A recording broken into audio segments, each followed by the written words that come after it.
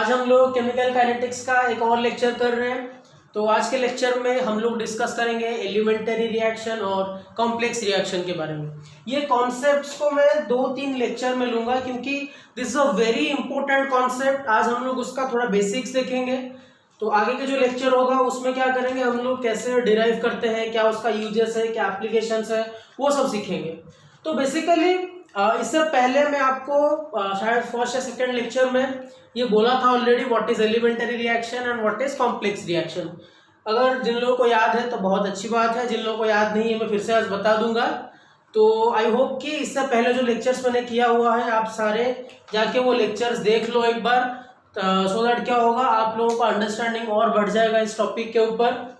तो ठीक है बच्चों, स्टार्ट करते हैं आज एलिमेंटरी और कॉम्प्लेक्स रिएक्शन के बारे में। तो व्हाट इज एलिमेंटरी रिएक्शन, तो उस क्लास में मैंने आप लोगों को ये बोला था, elementary reaction is a single step reaction. मान लो कोई रिएक्शन हो रहा है मेरे पास A to B, ठीक है, कोई रिएक्शन हो रहा है A to B। अगर ये रिएक्शन एक सिंगल प्रोसेस में हो रहा है तो इसको हम लोग बोलेंगे एलिमेंटरी रिएक्शन। क्या बोलेंगे इसको? एलिमेंटरी रिएक्शन, ठीक है, एलिमेंटरी रिएक्शन। तो कॉम्प्लेक्स रिएक्शन क्या है? जैसे कि मैं बोलूंगा, अगर मेरे पास बहुत मॉलिक्यूलरिटी हम लोगों ने पढ़ा था, राइट, तो बहुत सारे मॉलिक्यूल्स मेरे पास है। तो मॉलिक्यूलरिटी में क्या हो रहा था, मॉलिक्यूल्स आपस में कोलाइड कर रहे थे, then they participate in a reaction to form a compound, to form a product, ठीक है।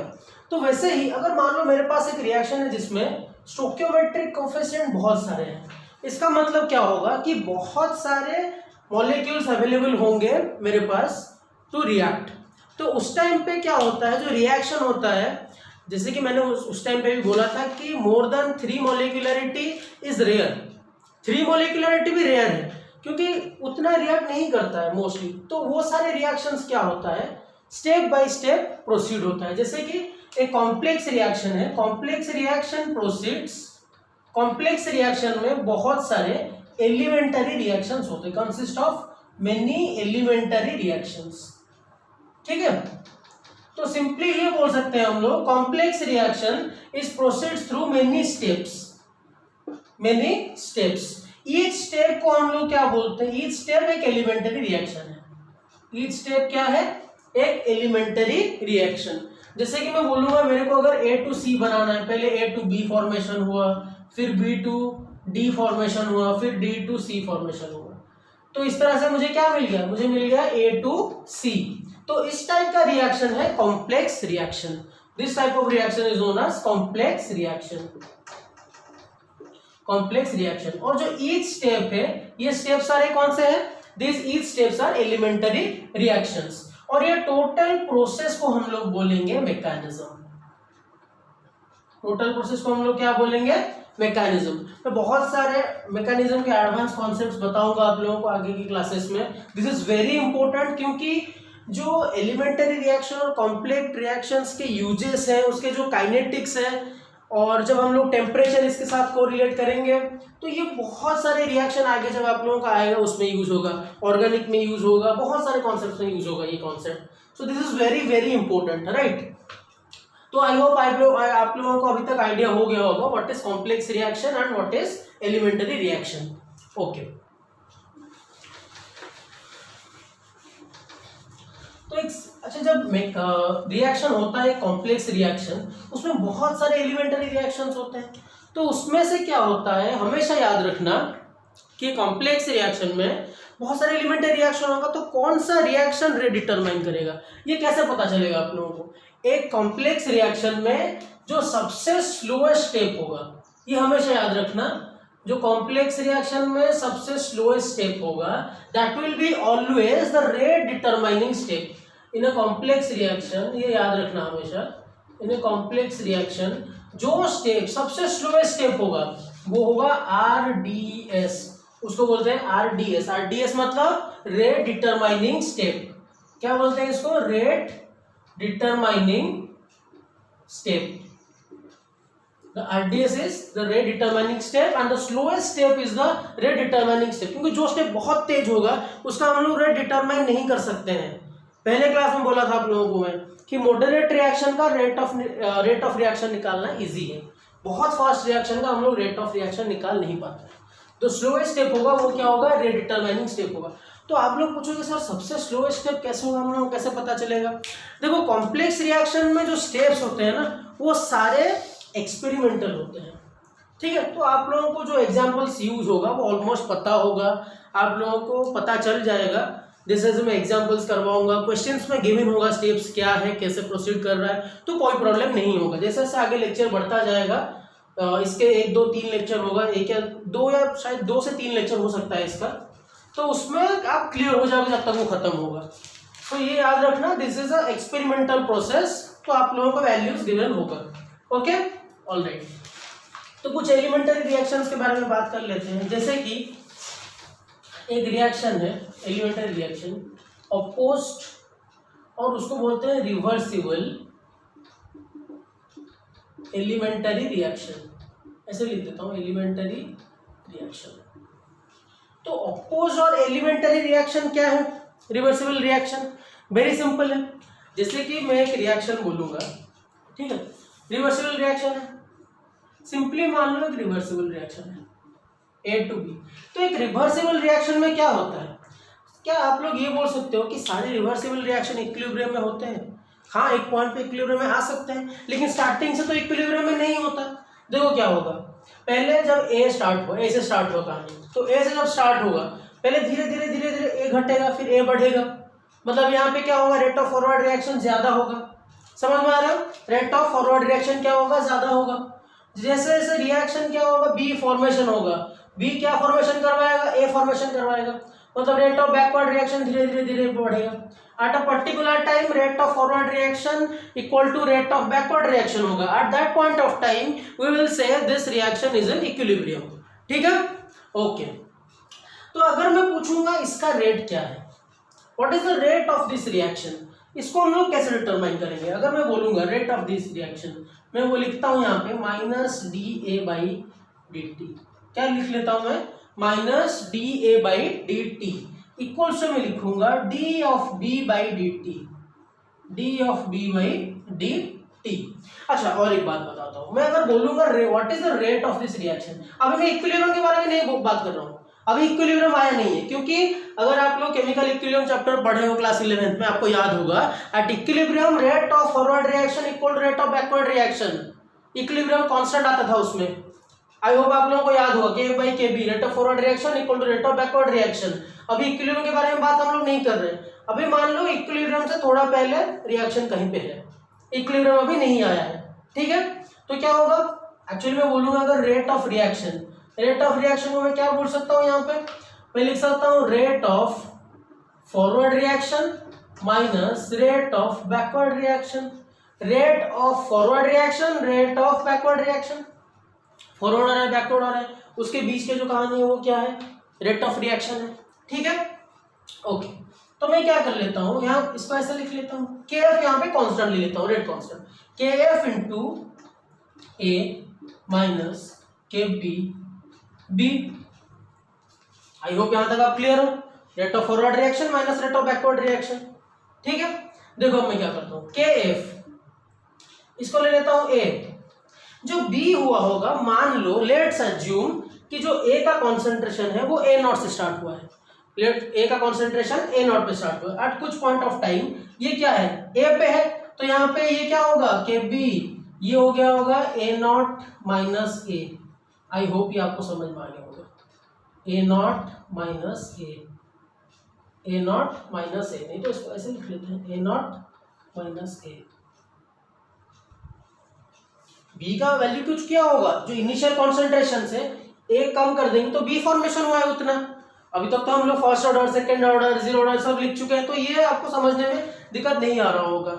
That's what I am guessing, A not minus ए। तो यहाँ पे क्या होगा, देखो ये माइनस माइनस प्लस है ना, माइनस माइनस प्लस, ये प्लस माइनस माइनस है, तो ऐसे लिख सकता हूँ K f plus K b whole into A not, ठीक है, माइनस के बी ए नॉट, ठीक है, इक्वल्स टू क्या होगा, minus D of A by D t, minus D of A by D t. Okay, ये क्या आ गया, फॉर्मूला आ गया आप लोग। Minus D of A by D t equal to K A plus K B A divide by K B minus A naught. ये कैसे एग्जाम्पल्स में प्रोसीड होगा मैं आगे आप लोगों को बताते रहूंगा, लेकिन अभी के लिए इतना ही जान लो। मैंने सिंपली क्या किया, के एफ के बी पता है क्या है। अच्छा, जब इक्विलिब्रियम में होगा तो क्या होगा, जब इक्विलिब्रियम में होगा rate of forward reaction will be equal to rate of backward reaction. Rate of forward reaction will be rate of backward reaction. इसका मतलब क्या होगा, d of A by D T equals to d B by D t equal to क्या हो जाएगा, 0 हो जाएगा। दोनों सेम ही है के एफ, और उसमें क्या होता है के एफ इक्वल टू के बी होता है, के एफ इक्वल टू के बी होता है। ठीक है, समझ में आ रहा है? ओके। तो और एक टाइप है, अनदर टाइप इज साइड और कॉन्करेंट बोलते हैं उसको। कॉन्करेंट टर्म आप लोगों ने 11th के मैथमेटिक्स में सुना होगा। अगर 2-3 लाइन एक जगह पे मिलते हैं उसको क्या बोलते हैं, कॉन्करेंट बोलते हैं। तो वैसे ही कुछ होगा, वैसे ही कुछ कहानी होगा, देखते हैं क्या होगा। मैं अगर बोलूंगा साइड और कॉन्करेंट,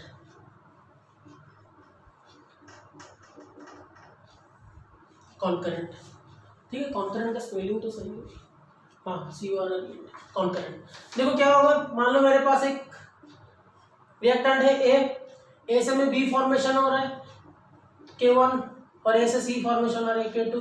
दिस इज पॉसिबल। एक प्रोडक्ट से डिफरेंट टाइप से मैं अलग अलग प्रोडक्ट्स बना सकता हूँ। दिस इज कंकरेंट एंड और साइड रिएक्शन, इसको बोल रहे हैं हम लोग ए से बी और ए टू सी। अगर मैं यहाँ पे बात करूंगा ए टू बी कन्वर्सेशन के लिए, फॉर ए टू बी, और यहाँ पे रेट को ले लेता हूँ minus D of A by D T, इसको ओवरऑल 1 ले लेता हूँ, तो क्या होगा ये बताओ, K1, यहाँ पे K1 लिया हूँ मैं, K1 into A. I hope ये इजी हो रहा होगा आप लोगों को, इसको मैं स्पीड अप कर सकता हूँ। अगर मैं बोलूंगा ए टू सी कन्वर्सेशन होगा तो क्या होगा बच्चों, D of A by D t 2 ले लेता हूँ इसको, यहाँ पे क्या हो जाएगा K2 होल इंटू ए का कॉन्सेंट्रेशन। देखो ए से क्या हो रहा है, ए से बी फॉर्मेशन हो रहा है, ए से सी फॉर्मेशन हो रहा है। इसका मतलब ये जो रेट है और जो ये रेट है, ये दोनों को मिला के क्या होगा, ए से बी एंड सी फॉर्मेशन हो रहा है। तो अगर मैं ओवरऑली ले लूंगा, अगर ए से बी एंड ए से सी दोनों को कंसिडर करूंगा तो क्या होगा, उस वो जो रेट होगा उसको मैं अगर ले लेता हूं minus d A by D t, क्या होगा minus d A by D t equal to this value plus this value, equal to क्या होगा minus D of A by D t 1 plus minus D of A by D t 2। दोनों को add करूंगा, reactions दोनों add होगा, दोनों ही खत्म हो रहा है ना, ए से बी हो रहा है, ए टू सी हो रहा है, तो इसका रेट प्लस इसका रेट होगा। ओवरऑल रेट को मैंने D A by D T ले लिया है।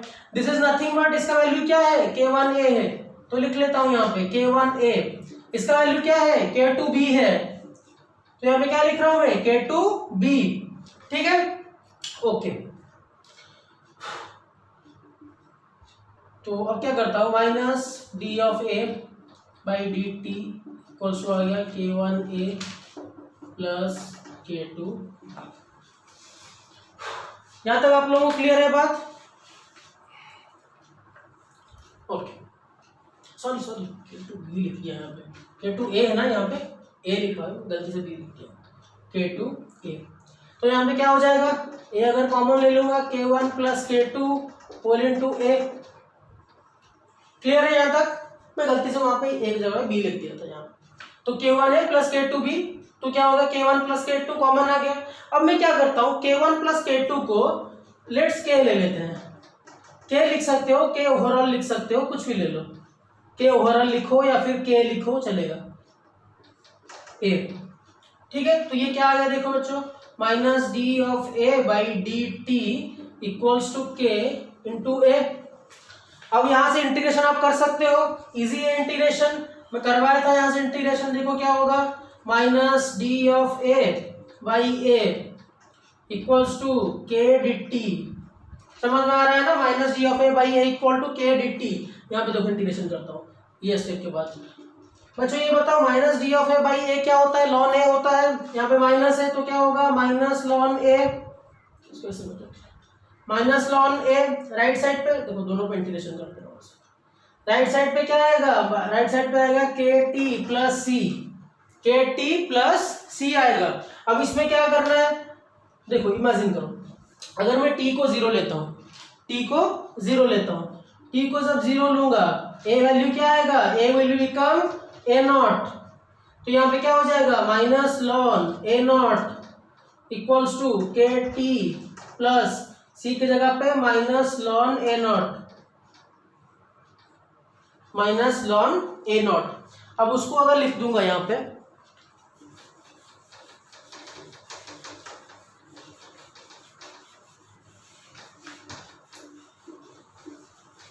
देखो क्या होगा, तो ये माइनस लॉन ए नॉट इस तरफ आएगा। अच्छा एक सेकंड, ये ln A, ln A equal to K T minus ln A not, ठीक है। तो लॉन ए नॉट यहाँ पे आएगा तो क्या होगा, देखो ln A not minus ln A equals to K T, ठीक है। ये फाइनल इक्वेशन आ गया, ln A not by ln A क्या होगा, लॉन ए बाई बी, तो इसका मतलब ln A not by A equals to K into T. देखो लॉन हटाएंगे तो क्या होगा, ई टू द पावर आ जाएगा, ये ऑलरेडी हम लोग कर चुके हैं, अगर आप लोगों को याद होगा, E to the power K T, ये लिख सकते हैं हम लोग। इसका मतलब हम लोग क्या लिख सकते हैं, formula A not equals to A E to the power K T, और ये लिख सकते हैं A equals to A not E to the power minus K T, ठीक है। समझ में आ रहा है आपको, इजी है, अच्छे से देख लो एक बार, बस इंटीग्रेशन है और कुछ भी नहीं है, सिंपली इंटीग्रेशन कर दो हो जाएगा, और कुछ चेंज नहीं है। Okay, I hope you got it. Okay, तो इसके बाद मैं आपको सिक्वेंशियल रिएक्शंस के बारे में बताता हूँ क्या है, उसका कुछ ग्राफ्स देखेंगे क्या हो रहा है क्या नहीं हो रहा है। आज ये बेसिक क्लास ही है, इसके बाद जो क्लास होगा बहुत इंपॉर्टेंट होगा, क्योंकि उसमें हम लोग एग्जाम्पल्स देखेंगे क्या क्या है, कैसे फॉर्मेशन हो रहा है, कैसे इसका न्यूमेरिकल्स करना है। तो आई होप ये लेक्चर को आप लोग अच्छे से देखो, बेसिक समझ में आना चाहिए। तो एक सिक्वेंशियल रिएक्शन देखते हैं, क्या देखेंगे हम लोग, सिक्वेंशियल रिएक्शन। तो बच्चों बेसिकली सिक्वेंशियल रिएक्शन में क्या होता है, मान लो मेरे पास ए टू बी हो रहा है, क्या हो रहा है, ए टू बी फॉर्मेशन हो रहा है। तो बी यहाँ पे क्या है, मान लो बी इंटरमीडिएट है, बी क्या है इंटरमीडिएट। आप लोग 11th में पढ़ चुके होंगे already, reactions, addition of HCl to alkene, उसमें इंटरमीडिएट्स यूज हो, और बहुत सारे रिएक्शन में इंटरमीडिएट यूज होता है। तो इंटरमीडिएट क्या है, वो फॉर्मेशन होता है, फिर उसके बाद वो क्या होता है, फाइनल प्रोडक्ट में फॉर्मेशन होता है, ठीक है। तो यहाँ पे क्या होगा, बी टू सी है, मान लो ए टू बी बना, फिर ए टू सी बना, जिसमें मुझे ए टू सी बनाना था, क्या बनाना था, ए टू सी। तो पहले ए टू बी बना, फिर उसके बाद बी टू सी बना। तो इस रिएक्शन में क्या हुआ होगा, मैं अगर ग्राफिकली इसको समझाऊंगा, अगर इसको ग्राफिकली समझाऊंगा तो कैसे बनेगा। देखो ए का कॉन्सेंट्रेशन क्या होगा, पहले से कुछ वैल्यू ज्यादा होगा, धीरे धीरे धीरे धीरे धीरे धीरे क्या होगा, ए का वैल्यू घटेगा। This is for a, this is for a. जब मैं बी की बात करूंगा, बी क्या होगा, ए टू बी के केस में ये स्टेप में ए टू बी क्या होगा, इंक्रीज होगा। तो बी यहाँ पे क्या हुआ होगा, इंक्रीज हुआ होगा बी, ठीक है। नेक्स्ट स्टेप में क्या हुआ है, बी डिक्रीज होके सी फॉर्मेशन कर दिया है, तो बी यहाँ पे क्या हुआ होगा, डिक्रीज हुआ होगा ऐसे। बहुत प्यारा है, ए टू बी है, फिर पहले बी क्या हुआ, एक जगह पे मैक्सिमम वैल्यू में पहुंच गया, फिर क्या हो गया, डिक्रीज हो गया, ठीक है। यहाँ से ऐसे भी कर सकते हो, थोड़ा ज्यादा कुछ होगा, ऐसे कर सकते हो, ठीक है। ए टू बी, ये किसके लिए ले रहे हैं हम लोग, बी के लिए। जब मैं सी की बात करूंगा, सी देखो क्या हुआ, सी फॉर्मेशन ही हो रहा है, सी इज फॉर्म, तो ऑब्वियसली सी क्या होगा, सी मैक्सिमम होगा, सी बढ़ता ही जाएगा, तो ये क्या होगा, सी होगा, ठीक है। A B and C, I hope ये आप लोगों को क्लियर हो रहा है, ए बी एंड सी, ठीक है। तो ये क्या होता है, सिक्वेंशियल रिएक्शन।